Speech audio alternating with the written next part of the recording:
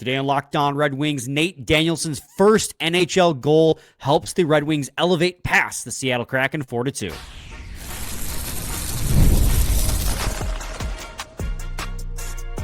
You're Locked On Red Wings, your daily podcast on the Detroit Red Wings. Part of the Locked On Podcast Network, your team every day.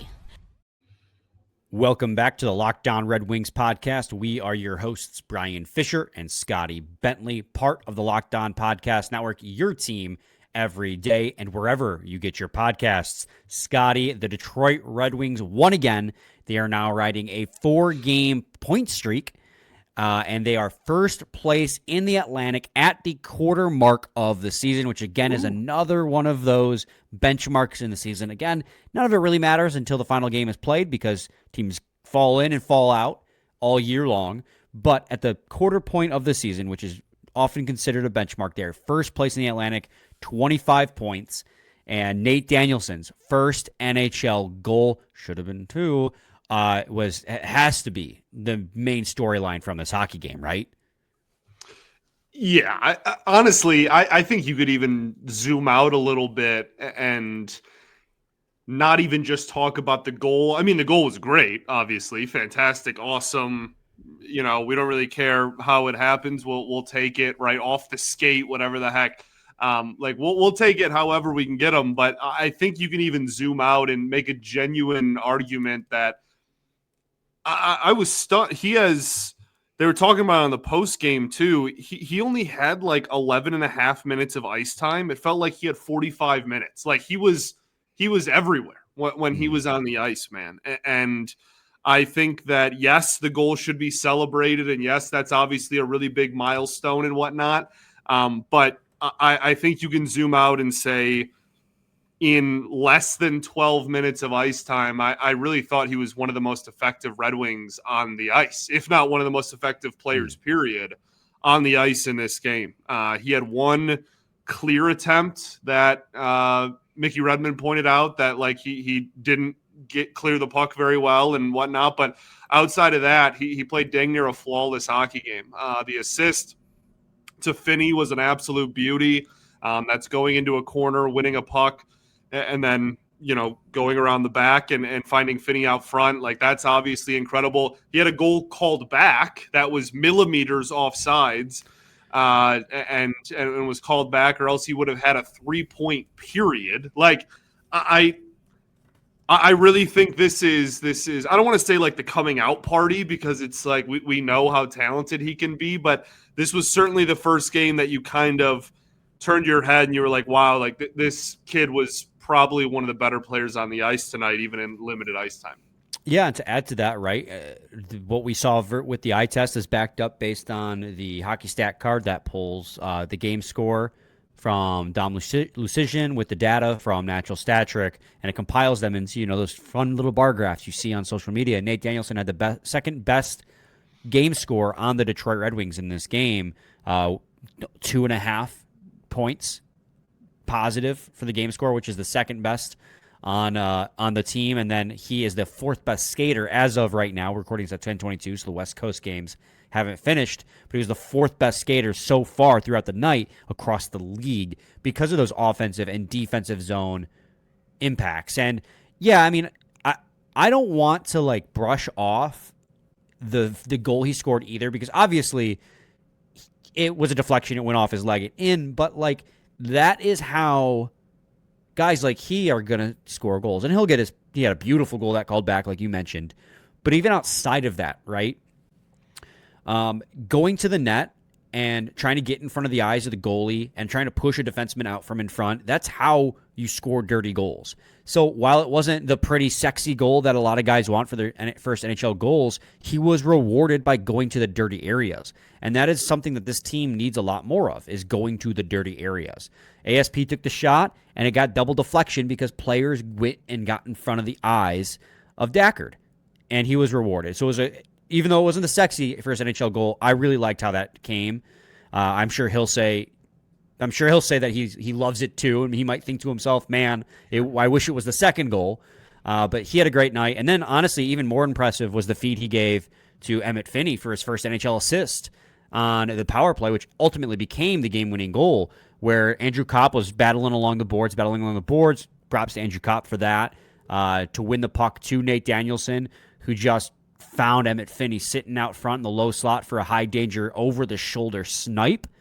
But that vision and that patience by Nate Danielson was great, too. He was fantastic in this hockey game. Yeah, I really think that he was kind of inarguably the biggest storyline from this game, right? We're talking about the biggest, not even like takeaways or performances, just the biggest story from this hockey game. I don't know how it's not Nate Danielson kind of, again, splashing onto the scene, if you will. Yeah, I mean, when you look at expected goals against in this hockey game, he was 0.3, which was fourth fewest on the team. Granted, however, that is still a cumulative stat, and if you're on the ice less than your teammates, then you're going to have, less expected goals against. But still, of note, he had an expected goals percentage, that expected goals share, which was 56% as well. So he had an overall really solid game.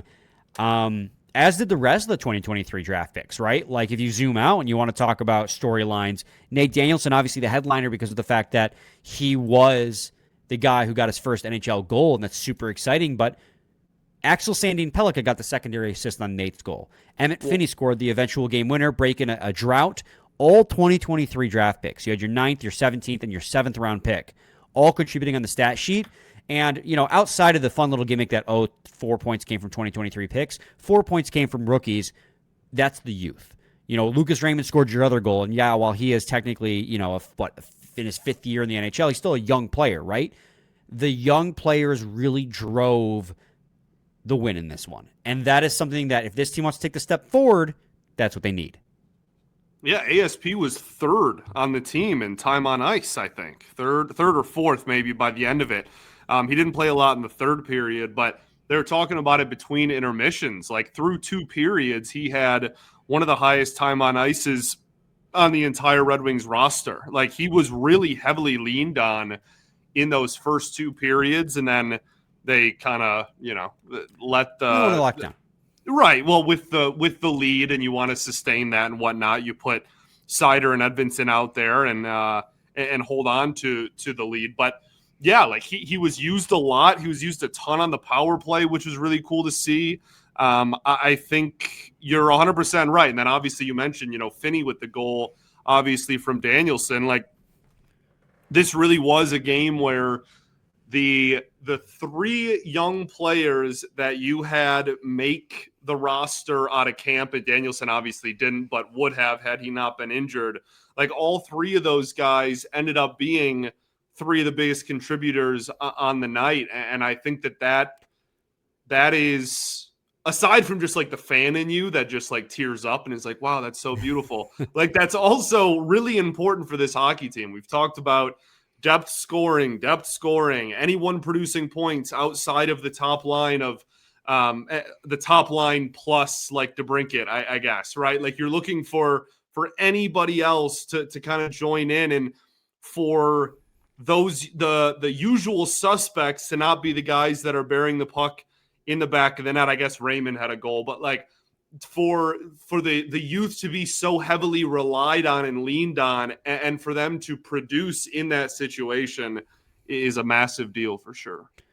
Yeah, and I mean, Axel Sandin Pellikka obviously is now your power play quarterback 1. The Red Wings only had 2 power plays in this game, and he played 3 minutes and 6 seconds on the power play, quarterbacking that. So obviously that's where a lot of his minutes come in this hockey game. For sure. Yeah, but that's a lot. I mean, heck, right. He played over 75% of the total power play time that the Wings had as a team. He was the quarterback for over 3/4 of it. So, well, and you have to remember that first power play didn't even make it the full 2 minutes. So of the actual time they spent on the power play, it was over 75%. And he looks overall, I've been pretty impressed with how he's looked at the first on power play quarterback. And I think with Emmitt Finnie, Axel Sandin Pellikka, that's how you want to use him early on, is his defensive game. While it's improving, I will say I have seen it get better these last couple weeks here. It's still kind of not up to snuff to be playing in the difficult deployments that they need him to if he's going to be a top 4 defenseman. Sure. So they're using him a little bit slightly more sheltered. Like you said, they're not using him late in games when they're trying to lock down the lead. I think he had 1 shift in like the last 5 minutes. as Sherratt, Edvinsson, and Seider really were leaned upon for that. But he's giving a lot of power play time in return because that's who he is. That's who they drafted him to be. That's who they thought he was when they drafted him. Is he's going to be an offense-first defenseman, and he might not be perfect defensively. You hope you can grow that side of the game, but if you can provide offense, then you have your own Gostisbehere, that you're growing in-house. So he is an offense-first defenseman that is really starting to get comfortable at the NHL level. A couple of assists in the last few games. Scotty, we got to get to a break. When we return, we'll transition to talk about other notable performers, other things that stood out to us from this hockey game. So stay tuned to Locked On Red Wings.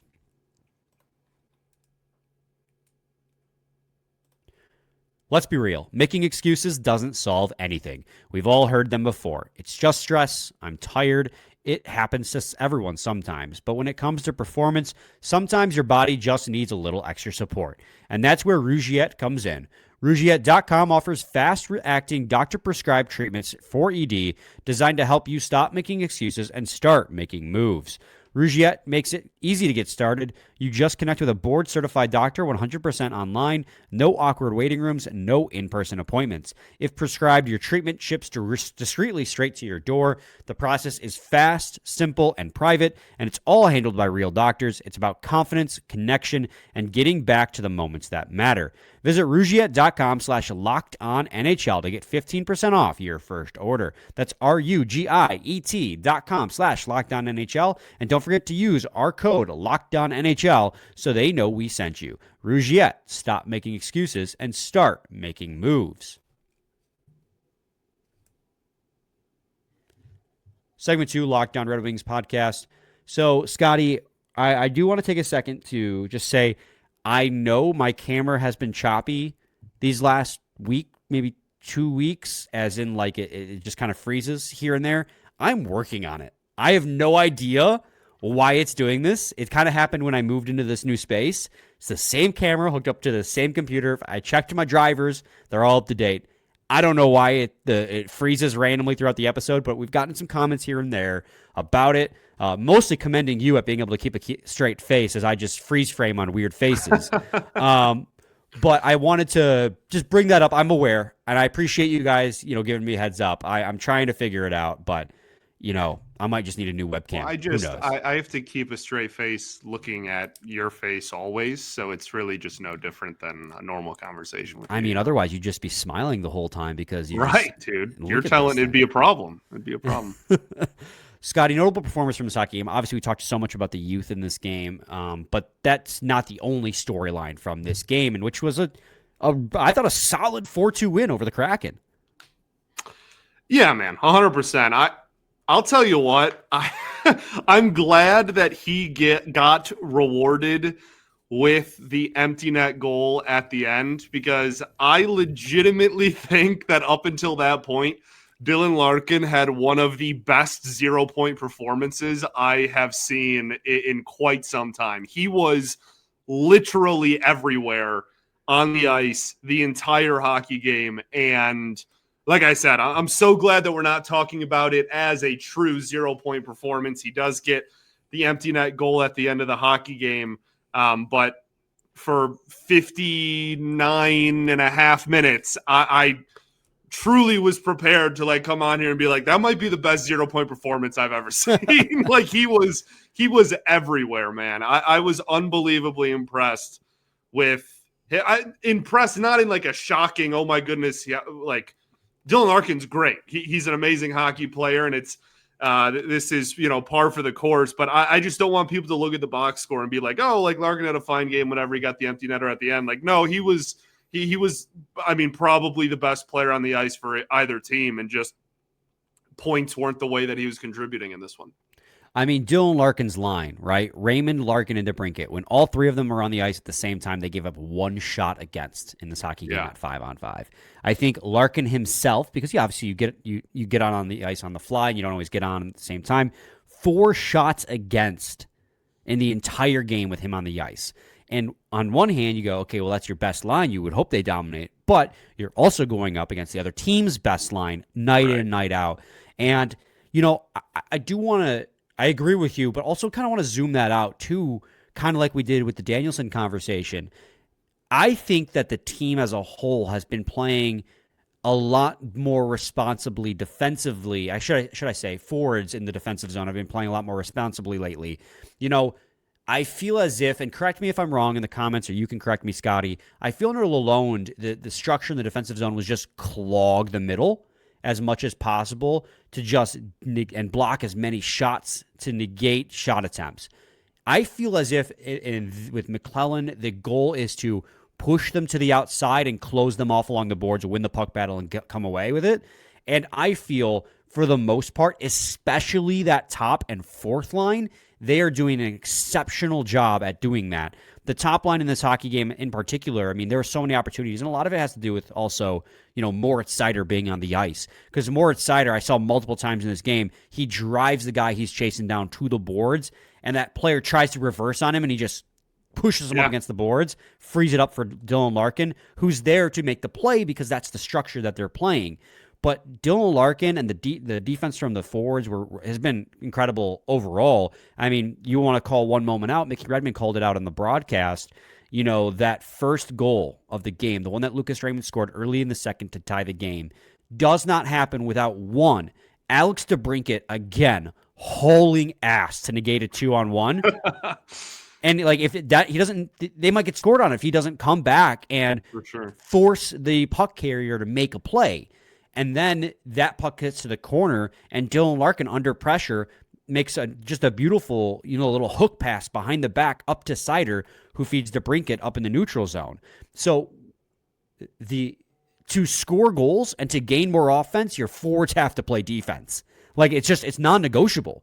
You can't sit out in the neutral zone or hover at the blue line and leave your defense to play against 5 players and expect to score a lot of goals. The forwards have to be involved defensively, and I think that's one of the things that has been showing so much these last few games is their willingness is the word I'm looking for, to engage in those board battles defensively. Now, they're not perfect.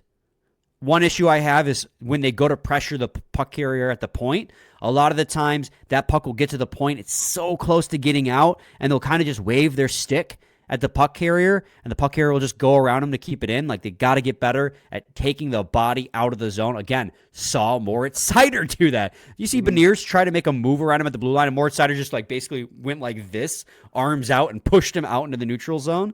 And then preventing zone exits from the offensive zone, I think they still struggle with too. In transition against, they sometimes struggle, but denying zone entries and the defense from the forwards, I think they've gotten a lot better at. For sure. And I also want to give credit, man. There was a sequence in the second period. I think there was maybe 6 or 7 minutes left in the second where the Wings, it was even strength. I almost started crying. The Wings at even strength kept the puck in the offensive zone and cycled and missed a shot and went and got it. And everybody was doing their job cycling through and keeping the puck in the offensive zone for over 2 minutes straight. Legitimately, and they didn't score. So but it resulted in a frozen puck, which resulted in then a face-off in the offensive zone, which is another great opportunity to score. And then you can get some fresh bodies out there after.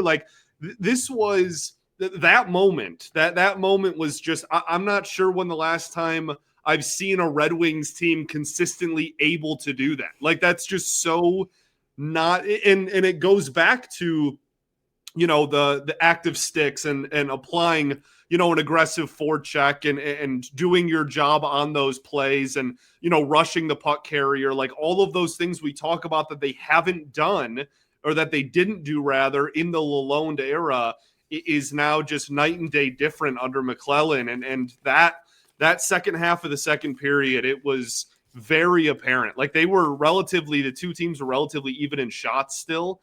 But I mean, watching the game, man, you saw the Wings just had every opportunity for those last 6 or 7 minutes of the second period. Yeah. And I'm glad you brought that up because I do have that written down on my notes too.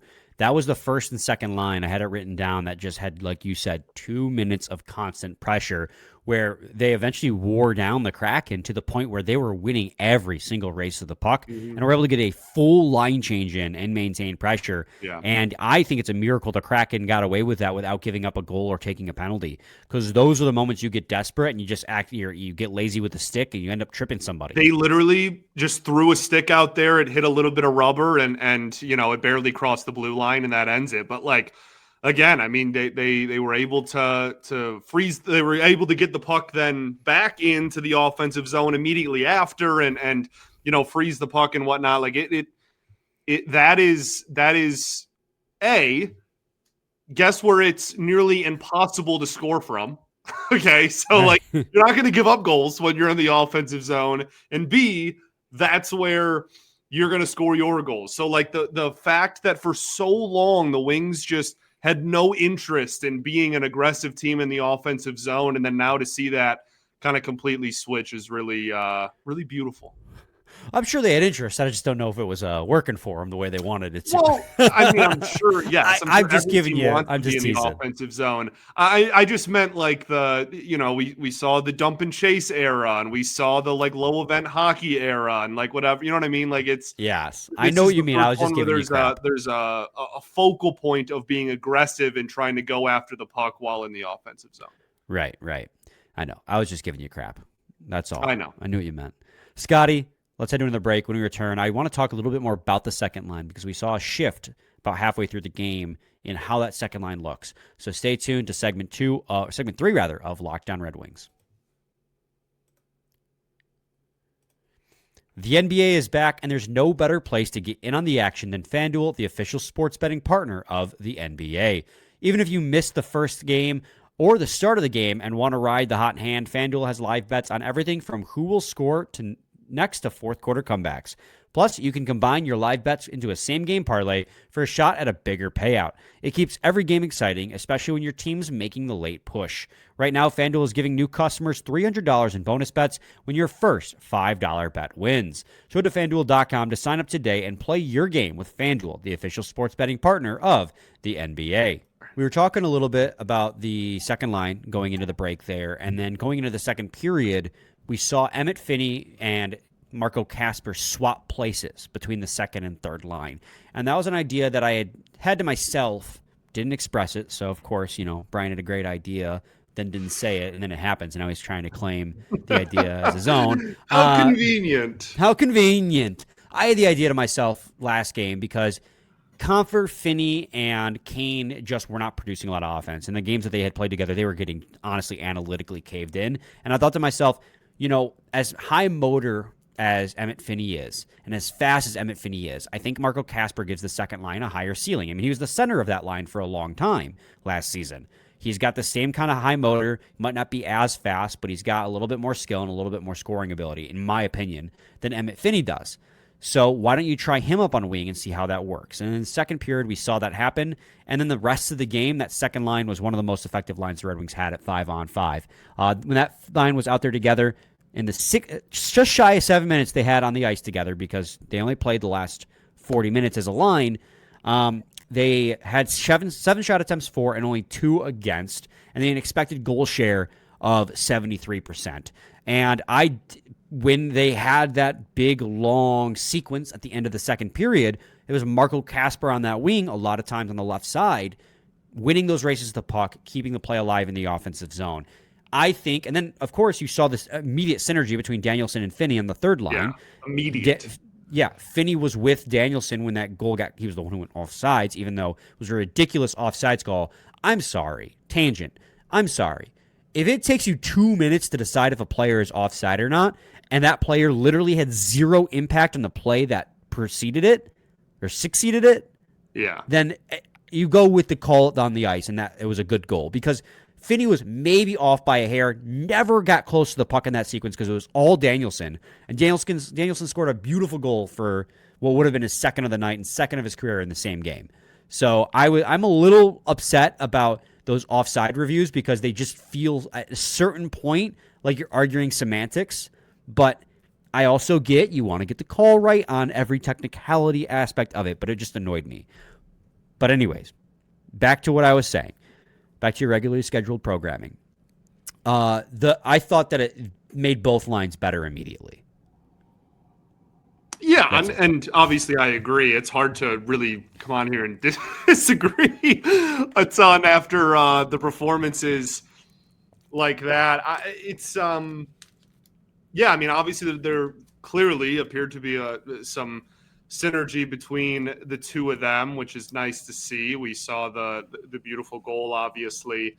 It'll be interesting to see how they manage that going forward. I'd imagine in the immediate, it'll look a lot similar to how it did in this game, because if it ain't broke, don't fix it. But I wonder if they have, I mean, again, like Finnie and Danielson played a little over 11 minutes. Like, I wonder if there's even going to be a push to find a way to get them more ice time, or maybe work them up the lineup. Then you obviously have to balance, Casper and then, the veterans and whatnot. So it'll be interesting, but that's a good problem to have, man. That's a good problem to have. Absolutely. And we mentioned Dylan Larkin having a great game. Did we even mention that the empty net goal was his 600th career point? Oh, no, we didn't. Yeah, it's literally on the show sheet. So obviously the empty net goal, kind of similar to Danielson's first career goal in that, that's probably not how you imagine it, but he throws it into the net from center ice to seal the win 4-2. It's his 600th career point, which I believe gives him, why even say believe? I'll just pull it up. That way I have it in front of me. That gives him 254 career goals, 346 assists for 600 points in 753 career games. Dylan Larkin's a very, very good player, and he's a number one center in the NHL. I mean, what more needs to be said about Dylan Larkin besides congratulations? Yeah, 100%. He's the man. They were doing, I mean, they did the whole, he's the whatever it was, 10th, 11th, I think, Red Wing to achieve it.